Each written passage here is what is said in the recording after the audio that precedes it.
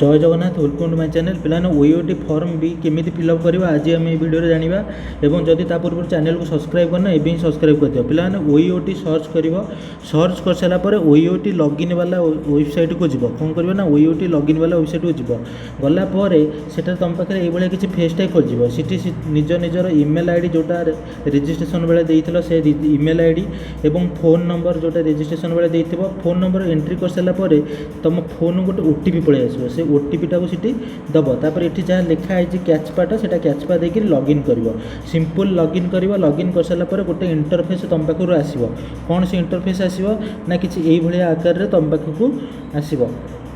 सीटी तुम कौन कर ना ये जो लिखाई